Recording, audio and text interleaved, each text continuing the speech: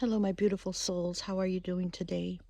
Today is April 2023, and I wanted to make this video for you guys in honor of the hybrid solar eclipse that will be happening today. I'm in the western hemisphere of the Earth, which I'm in California, and this is the view of the outside for me. I'm surrounded by these majestic, beautiful trees up here, and I wanted to do this very peacefully, very calmly. I wanted to do some readings for you, but unfortunately, I do not have the time to sit down and do individual readings. I'm taking quite advantage of this day, the next couple of days as well. For those of you that don't know, there will be a very rare solar eclipse where the sun gets completely covered by the moon as it passes through, moving from Aries into Libra. And a lot of people are scared and having a lot of anxiety about this. And I just wanted to make this video to just hopefully give you some peace of mind and maybe give you a little bit of guidance on how you can actually harvest and how you can take advantage of these energies. It is a dark energy, and just as well as some of us are practicing bright light energy and harvesting the peacefulness and harvesting the love and positivity during this passing of the moon through the sun. Some people unfortunately will be harvesting this for negative. So the thing that we can do for ourselves is not be afraid, not be fearful or have any anxiety as much as possible, and just practice your peacefulness. And that's how you protect yourself from shielding from these negative energies from yourself or from others. So, it's not a time to be afraid. It's actually a time of rebirth, new opportunities coming into our lives. So if you want us to see it that way, that is the best way to approach the situation and this time. And we are actually quite blessed.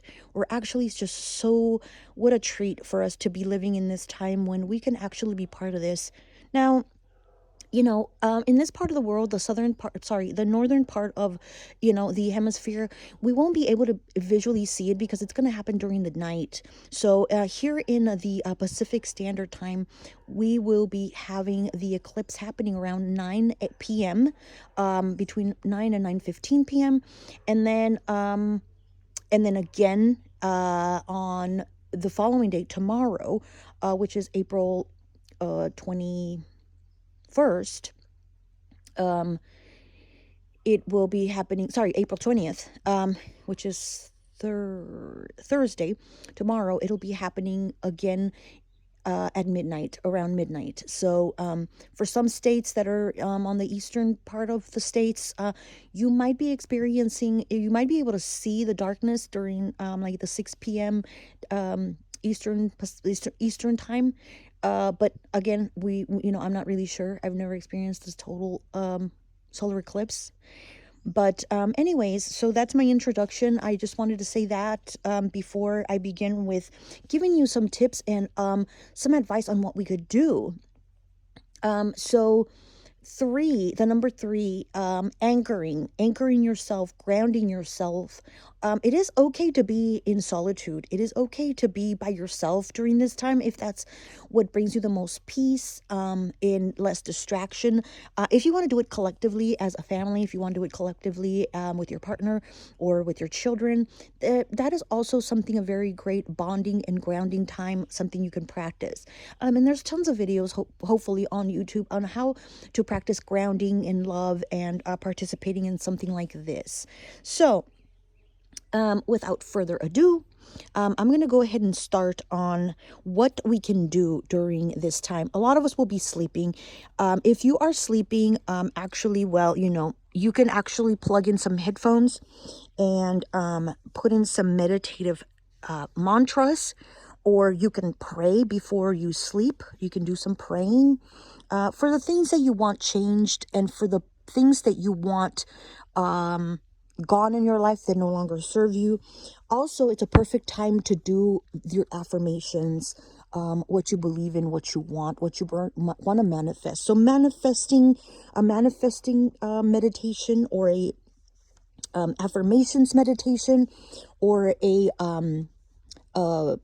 a portal leap practice. All these you can find on YouTube if you are not familiar with them. So that's one thing you can do. The other thing is it is recommended to light a candle or several candles, as many as you wish, as many as you're called for. You can do one representing everything, or you can do several, one for each member of your family, or you could do several for one facet of your life. So for each, like for love, for money, for health, for, for happiness, that sort of thing. And you can actually find the 7-day candles very cheap for like $1 to $1.25 at the Dollar Tree. If you have a Dollar Tree in your area, that's a perfect place to go find these candles. You light it up and it'll, let it burn throughout the night. Let it burn until it burns all on its own. If you have to leave, you can turn it off and then turn it back, light it back on when you come back. So lighting candles, I would say, would be the number one thing. And then you want to meditate, you want to pray, you want to do your affirmations as well. Third thing is it is recommended to fast during the eclipse. So no food, no beverages during this period of time, if medically possible, that is, okay? So if you're a diabetic or you're anything like that, you might want to pass on that. But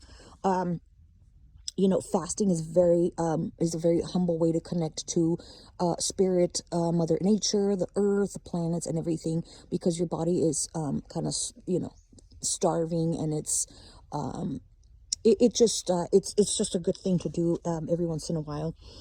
The other thing that comes hand in hand with no foods and drinks is if you are a smoker, restrain yourself as much as possible from smoking. I really encourage this, please.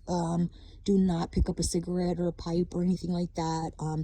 You're very prone, your lungs are going to be very prone to health issues throughout the year or later in the future if you pick up that cigarette during this time. So please, please, please, please, I beg you, if anything from this list that I'm going to mention, if you could do this one thing: no smoking. No smoking, no smoking, no smoking. I beg you. The other thing is no alcohol. No alcohol consumption, also, and also restrain from recreational drug use. And the final thing is sexual activity. Restrain from masturbation or having sexual intercourse with another individual. Not that there's anything bad with that, but this time is the time for self-reflecting. It's the time to be yourself. It's the time to be whole again. It's the time to connect the pieces that are out there, fragmented, that make you feel lost, that make you feel fear or doubt or incomplete, or that something's missing. So you're going to call in those pieces back to yourself. Your soul needs to collect that with this, with this magnetic force that's happening right now. And just try to restrain from those. So the other thing is, after this eclipse has passed, what you want to do is you want to bathe or shower. If you don't have a bathtub, you can shower. And if you have Himalayan salt, that's preferred to use. So use it in a bath, like maybe run the salt all throughout your body, or mix it with water, and then just kind of use that salt water to pour over yourself. If you don't have Himalayan salt, sea salt is also very, very nice to use. If you absolutely are in a budget or you cannot get either one, do not panic. Don't get frustrated. You can use table salt, okay? And so after, that's for cleansing. So as you're bathing or showering, you want to cleanse everything that's been weighing you down, all the chains that have been dragging behind you throughout the years, throughout your lifetime, and then just all of the negative thoughts. Just kind of visualize everything just kind of running down and being cleansed by that salt and that water. The moon is ruled by water, so water and lungs and all that stuff is all like intertwined and connected with our bodies and our moods and our emotions, and our thoughts. You know, is the moon connected to all that. After you take a bath, you want to make sure that you give thanks. Whatever way of thanks it is, if you want to buy a bouquet of flowers and go to an altar and leave those flowers at an altar that is special to you, or if you just want to kneel down, put your palms together and pray and close your eyes, if that's the way of you giving thanks, a prayer of thanks. Or if you just want to go outside in nature and sit outside and just breathe in and just be greatly appreciative and genuinely thankful, just giving thanks to Mother Earth and God and Source and the planet that you're alive and you're breathing, or just simply feeling it in your heart by being thankful. So give thanks for your life. Give thanks that, you know, we survive the eclipse, and we're going to take advantage of the positive things, and we're going to make changes in our lives for ourselves and those surrounding us. The final thing that we would want to do is practice an act of charity. Okay, so whether it's donating $1 to somebody on the street, or donating $1, from $1 to $1,000 or to $5,000, depending on your financial means, to a charity, an institution, or a foster home.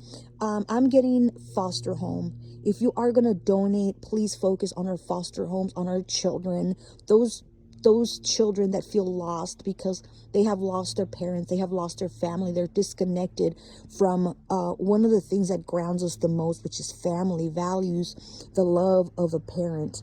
Those children that are suffering internally sometimes act up in a very rebellious way, with anger, with sadness, with depression.